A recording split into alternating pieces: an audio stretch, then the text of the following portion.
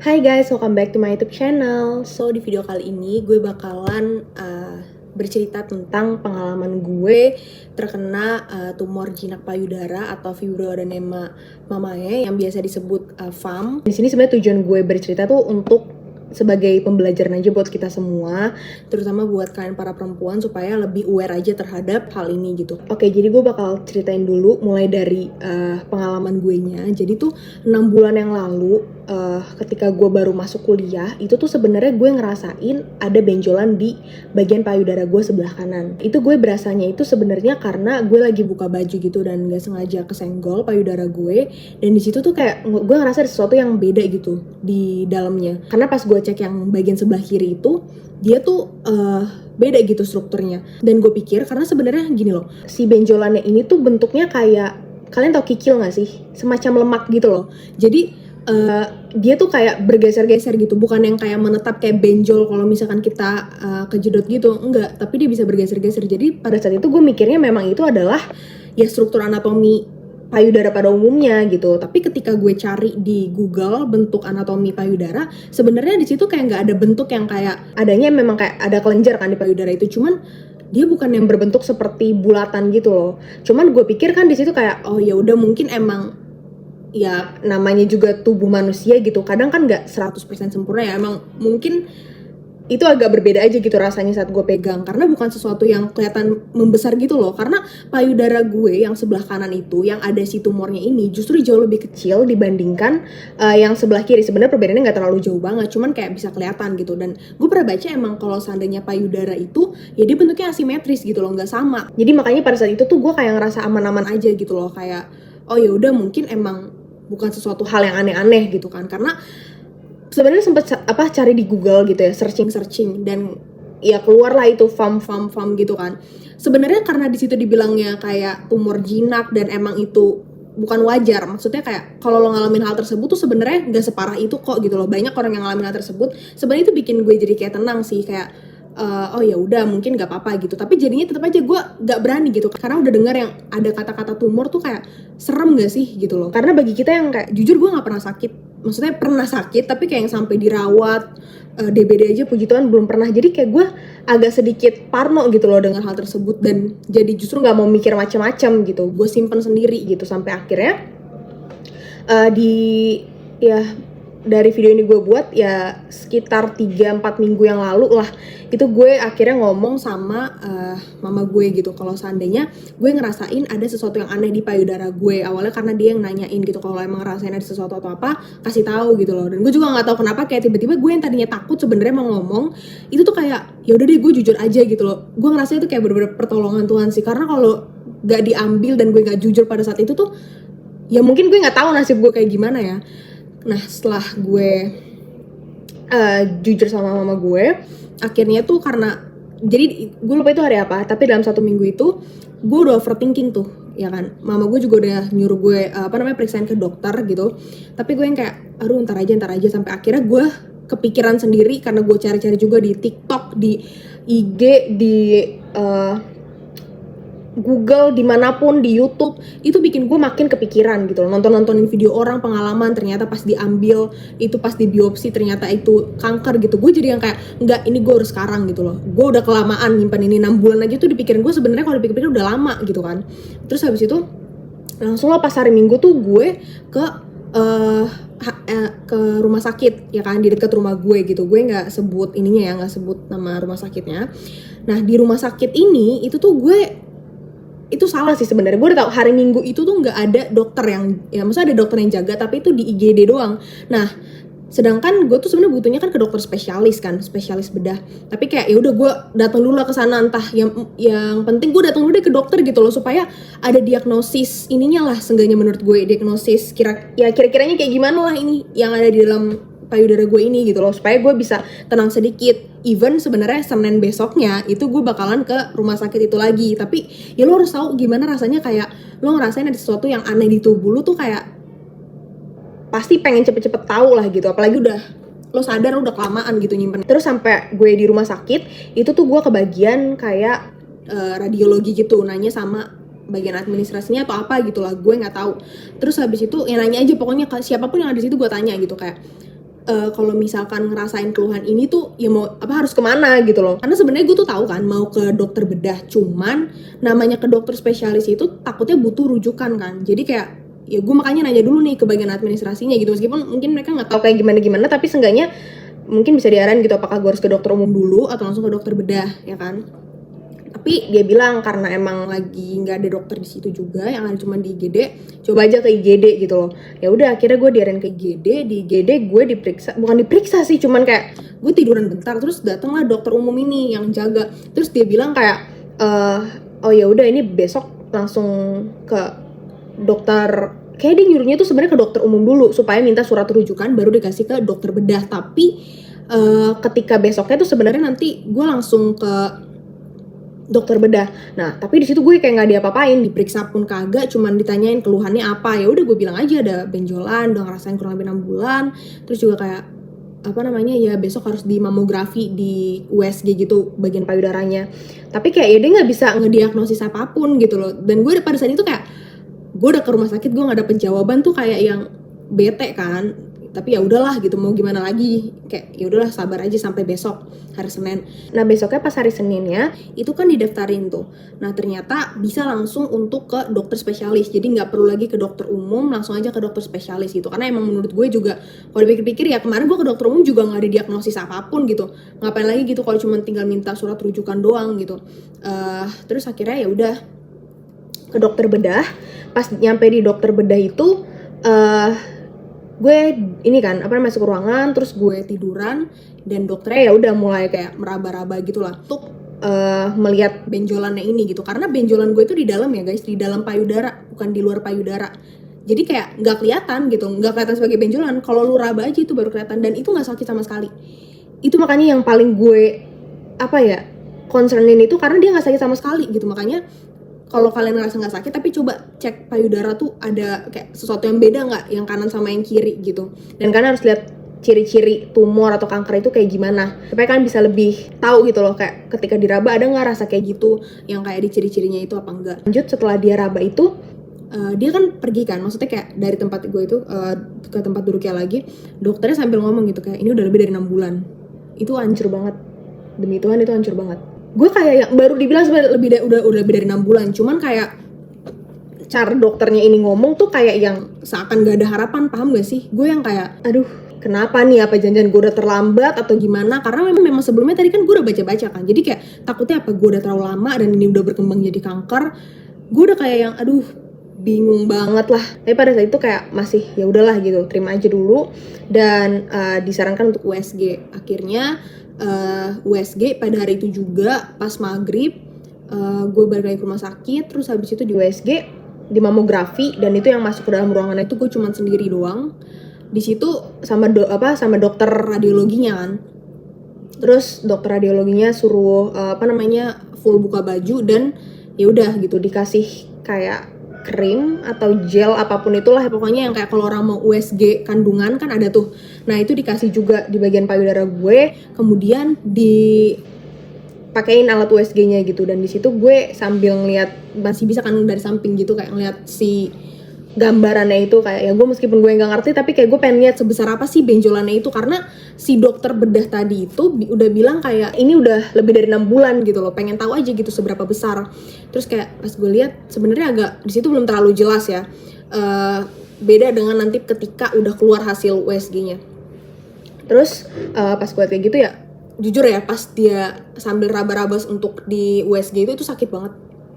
Nggak sakit itu sih, cuman kayak yang karena sebenarnya itu benjolan nggak sakit, tapi kalau misalkan ditekan berkali-kali untuk dicari posisinya sampai ke bagian ketiak, bagian aksila, terus habis itu ke kiri lah, payudara kiri, supaya dicek kan bahwa apakah ini benjolan cuma di sebelah kanan doang atau sebenarnya dari sebelah kiri, cuman nggak berasa aja gitu. Tapi kayak itu sakit gitu, dan gue bener-bener nangis, itu nangis sumpah, itu gue nangis. Terus akhirnya setelah udah di USG tadi itu, hasilnya itu keluarnya itu sebenarnya jam 9 malam di hari itu juga.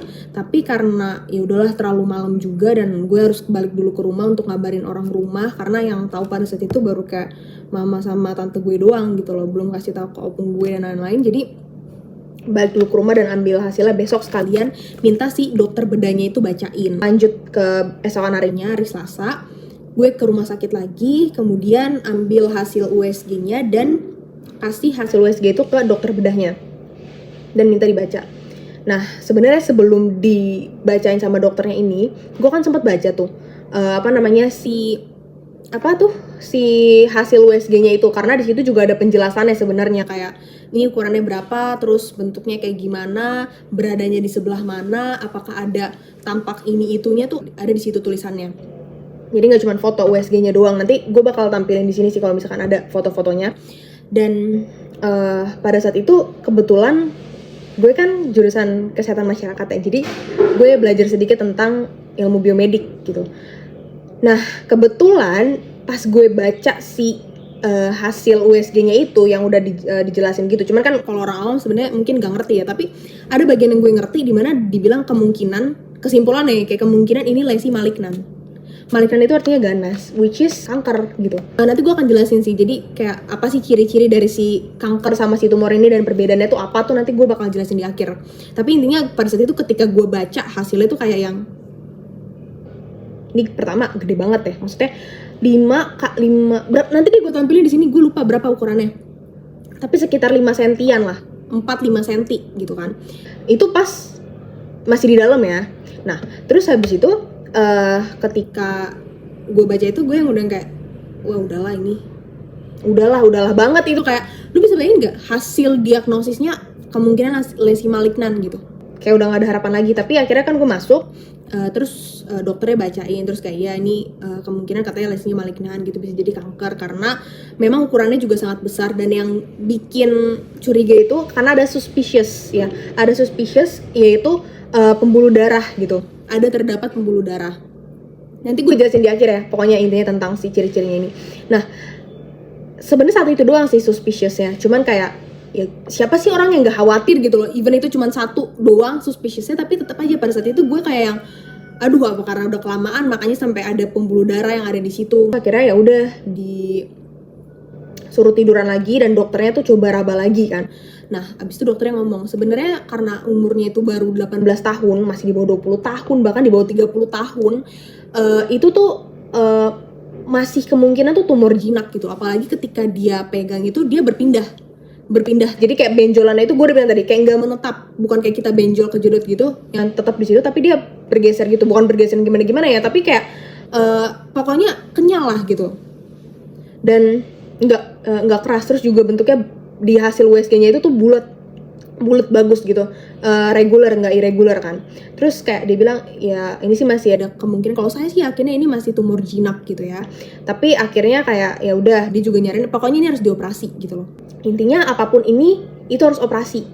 Sebenarnya gue yang udah kayak lu tau gak sih mati rasa kalau seandainya disuruh operasi juga udah bukan suatu hal yang kayak aduh hancur banget karena ya ini udah kelamaan ada di situ, lu juga sebenarnya nggak heran lagi, itu memang suatu benjolan yang udah lu rasain lama dan lu harus dioperasi, itu bukan suatu hal yang aneh gitu.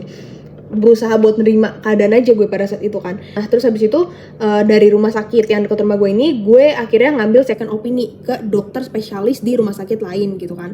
Nah di situ sebenarnya cuma pengen mastiin aja, dan ternyata justru gue malah lebih srek ke rumah sakit yang kedua ini untuk diambil tindakan operasinya di sana aja gitu.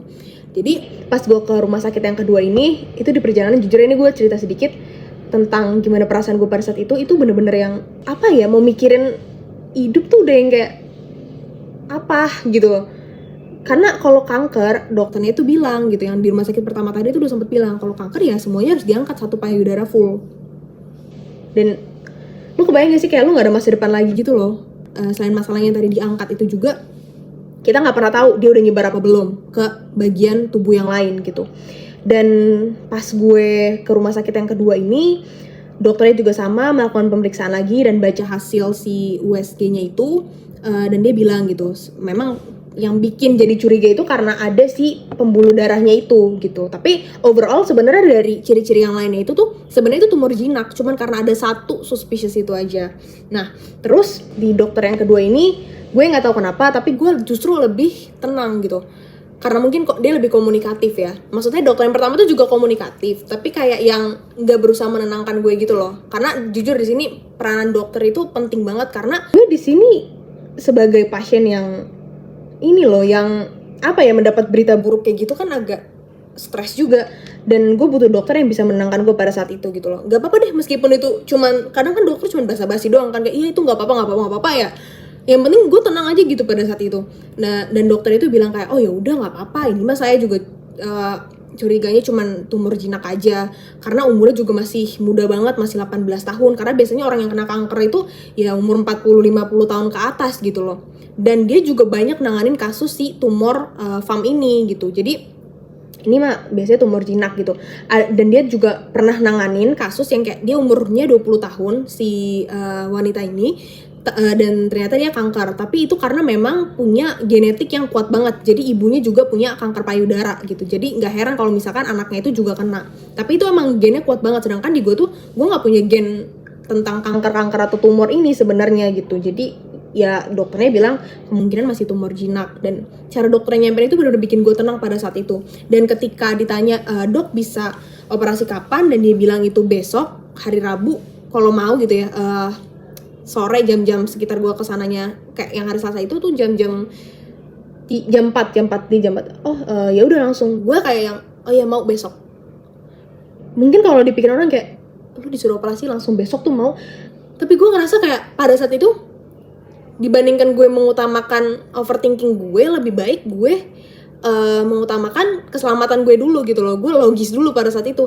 Kalau seandainya ya lu mana bisa sih orang hidup dengan tenang gitu, tahu ada tumor yang belum jelas juga itu tumor jinak atau tumor ganas alias kanker di dalam tubuh lu, dan lu harus menjalani hidup lo berapa minggu atau berapa bulan ke depan tuh, siapa yang tenang sih? Dan udah dibilang kemungkinan umur dari si sel tumornya ini tuh udah lebih dari 6 bulan gitu. Kayak gue udah nggak tahan gitu, daripada gue stres makin gitu kan. Ya udah besoknya aja gue mau. Ya udah akhirnya besok paginya Rabu gue masuk ke rumah sakit, kemudian diambil darah buat dites segala macemnya dan diinfus. Terus udah mulai puasa dari jam 10, jam 5 itu kemudian jam 3-an ya, seinget gue 3 sampai setengah 4 itu mulai dibawa ke dalam ruang persiapan dulu. Kemudian pada saat itu gue belum dianestesi. Pada saat itu gue belum dianestesi, baru dites doang aja kayak tensi, ditanyain juga ada alergi obat apa segala macam atau ada asma gitu. Kemudian setelah dari ruang persiapan itu, di situ gue masih ada mama gue tuh di samping, masih boleh 1 orang masuk. Tapi ketika gue berjalan ke meja operasi,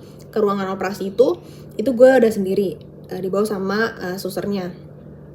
Nyampe di ruangan operasi, di meja gue dipindahin ke meja operasi. Di meja operasi itu baru bentar doang sebenarnya sih, kayak sekitar 5 menit deh kayaknya. Jadi 5 menit mereka masih mempersiapkan, itu juga lampu operasi tuh belum dinyalain, terus juga dokter juga belum ada berdiri di sekitar situ, cuman ada 1-2 suster gitu doang. Dan dia bilang, ya udah nih saya mau injeksiin si anestesinya ya lewat infus. Terus ya udah ya dimasukin. Itu bener-bener gak ada, gue rasa 3 menit gak ada, kayak 1-2 menit itu gue langsung gak tahu kemana. Ya alis gue tertidur lah gitu pada saat itu. Karena awalnya ya gue pikir kalau seandainya di anestesi itu bakal gue kayak yang berusaha untuk tidur dulu gitu loh, paham gak sih? Jadi mungkin gue ada kali 5-10 menit gue harus berusaha untuk tidur, baru nanti gak sadar gue tiba-tiba udah tidur dan bangun aja gitu. Tapi ternyata nih cepet banget, secepat itu prosesnya.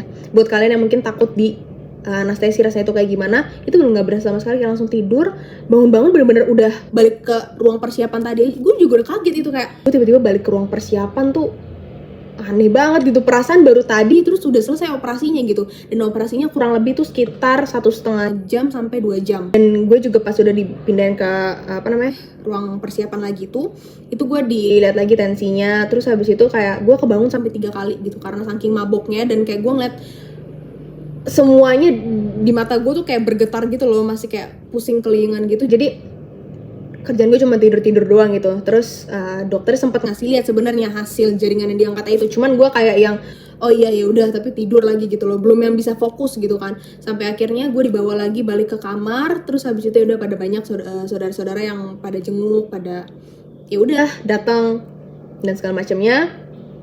Dan situ anestesinya juga udah hilang gitu, nggak yang pusing lagi, nggak yang kelingan lagi gitu. Terus untuk rasanya kayak gimana setelah dioperasi itu, jujur awalnya gue nggak berani ya mau ngeliat bagian itu karena gue pikir nggak diperban, ternyata diperban dan oh ya udah gitu. Tapi gue nggak puji Tuhan ya, gue nggak ngerasain sakit sedikit pun. Puji Tuhan banget, gak ada ngilu apa segala macam. Ya mungkin agak nyut-nyutan dikit tuh ada, cuman kayak yang biasa aja gitu loh. Gue mau bergerak kayak gimana, bahkan kayak kadang gue lupa gitu kalau gue tuh habis dioperasi. Dan itu sampai pasca operasinya juga kayak gitu ya. Gue tetap kayak puji Tuhan ngelakuin aktivitas gue tuh tetap bisa-bisa aja, meskipun kayaknya kadang karena gue tadi suka lupa gue habis dioperasi tuh jadinya agak over gerak gitu di bagian situ. Jadi ya ketika gue gerakin lengan gitu ya lumayan kadang jadi sakit gitu dikit, tapi puji Tuhan semuanya baik-baik aja. Dan tadi balik lagi setelah dioperasi, besoknya tuh gue udah langsung bisa pulang. Jadi hari Kamis gue udah bisa pulang siang jam-jam 11-12an. Teman-teman gue juga pada datang. Thank you so much guys. Terus habis itu ya udah hari katanya sih biopsinya itu jadi gini guys, abis diangkat si jaringan tumornya itu harus dipakai mikroskop lagi gitu buat ngeliat dan memastikan apakah ini jaringan kanker atau cuman tumor doang gitu, tumor jinak. Jadi dibilang sih katanya hari Selasa ya, atau hari Rabu pemilu soalnya pada saat itu. Berarti ya hari Selasa lah, hari Selasa itu datang ke situ tuh katanya udah ada hasilnya gitu, tapi ternyata pas gue kesana belum ada hasilnya, jadi cuman ganti perban doang aja gitu, karena perbannya sebenarnya pakai yang anti air, cuman kayak udah agak mau lepas-lepas juga, jadi diganti sama dokternya. Kemudian akhirnya minggu besok itu gue baru dapat hasilnya gitu, dan puji Tuhan hasilnya itu adalah itu cuman tumor jinak dan benar aja itu emang FAM, fibroadenema mamae.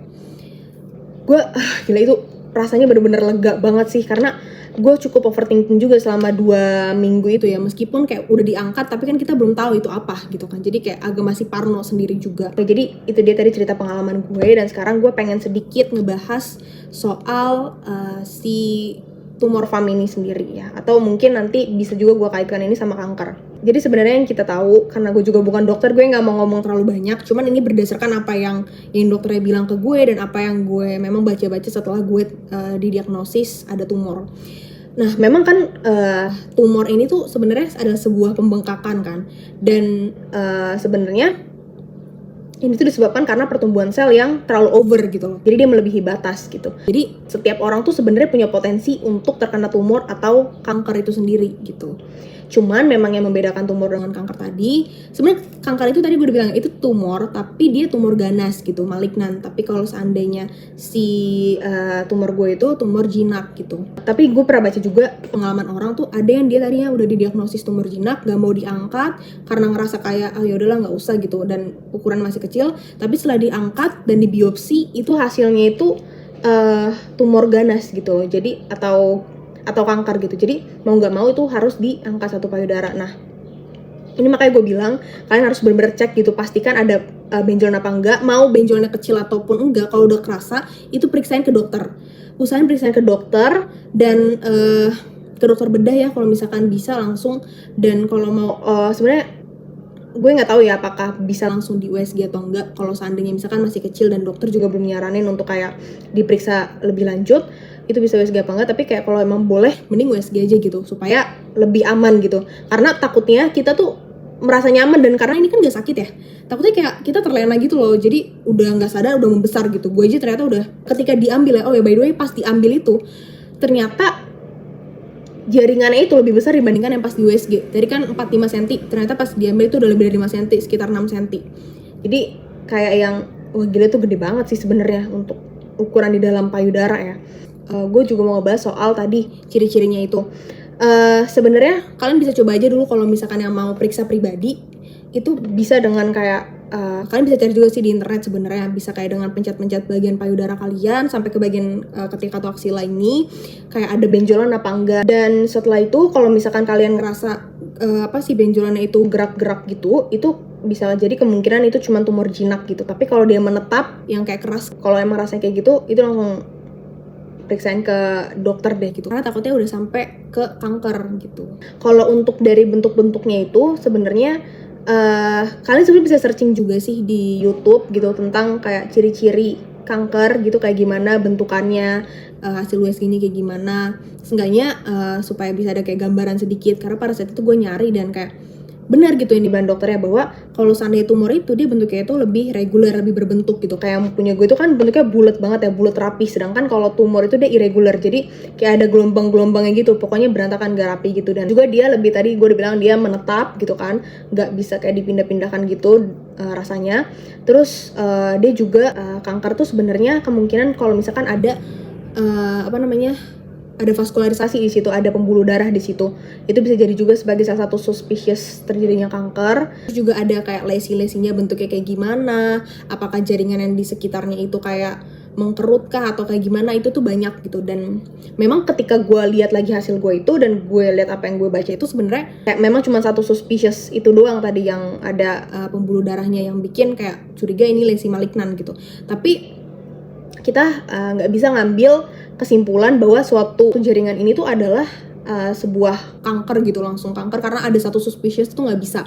Tapi dia harus dilihat dulu dari beberapa suspicious dan ya tadi dilakukan biopsi sama orang-orang yang memang lebih paham gitu tentang hal tersebut. Kalau ditanya sebenarnya kenapa alasannya kalau kanker itu dia harus diangkat satu payudara, mungkin kalian yang bertanya-tanya karena sel kanker itu sebenarnya dia tuh bisa nyebar guys. Jadi takutnya dia bisa masuk ke bagian tubuh yang lain gitu. Dan oh ya, gue juga kemarin kan sempat tanya ke dokternya kayak penyebabnya tuh bisa kena tumor ini tuh apa ya, karena kan kebetulan gak ada genetik gitu kan. Jadi kata dokternya itu sebenarnya karena hormonal, karena produksi hormon estrogen. Dan biasanya itu kalau misalkan kita mau sangkut pautin ke makanan, itu karena sering makan makanan junk food, kayak misalkan makan makanan fast food lah pokoknya, kayak nugget-nugget, sosis, itu juga bisa berpengaruh karena mereka menggunakan ayam boiler yang mana itu biasanya merupakan ayam suntikan ya. Jadi dari suntikan hormon juga kan, makanya pengaruhnya itu nggak baik ke tubuh kita gitu. Terus saya gue nanyakan ada hal lain gak sih yang harus dihindarin, kayak ya mungkin snack atau apa ya, dia bilang sih nggak ada ya, cuman kayak itu doang, tentang ayam-ayaman itu doang aja gitu yang harus dikurangin. Karena memang kebetulan gue juga agak sering makan fast food, terutama sebenarnya bukan yang kayak di restoran-restoran sih, lebih ke nugget atau sosis itu kayak yang tiap hari tuh gue konsumsi gitu. Jadi makanya gue saranin untuk kalian tuh kurang-kurangin gitu. Bukan berarti nggak boleh makan ya, ini gue juga setelah gue kayak begini juga ya bukan berarti nggak boleh makan. Misalkan ya mungkin setahun sekali, setahun 2 kali ya itu nggak apa-apa juga, karena kan sebenarnya tubuh kita juga punya perlindungan dari dalam juga kan. Cuman kayak ya jangan keseringan. Terus makan yang bakar-bakaran juga, karena bagian yang hitam-hitam di makanan yang hasil bakaran itu bisa jadi itu karsinogen gitu loh, yang bisa memicu kanker. Jadi itu aja sih paling gitu. Terus juga disuruh lebih banyak makan protein. Jadi kayak gue sekarang lagi seringin makan ikan, meskipun sebenarnya lebih enak ayam sih dibandingkan ikan, cuman ya udahlah, yang penting kita sembuh dulu karena sakit itu nggak enak guys. Jadi gue mohon banget sama kalian supaya kalian lebih aware aja terhadap diri kalian sendiri. Dan kalau ada ngerasain apapun selain benjolan-benjolan, kalau misalkan ada sesuatu yang aneh dalam tubuh kalian nggak seperti biasanya, tolong periksakan itu ke dokter supaya lebih cepat tuh lebih bagus guys gitu. Oke, segitu aja cerita dari gue. Semoga cerita gue ini bisa bermanfaat dan bisa ngebuat kalian lebih aware lagi terhadap diri kalian sendiri. Dadah!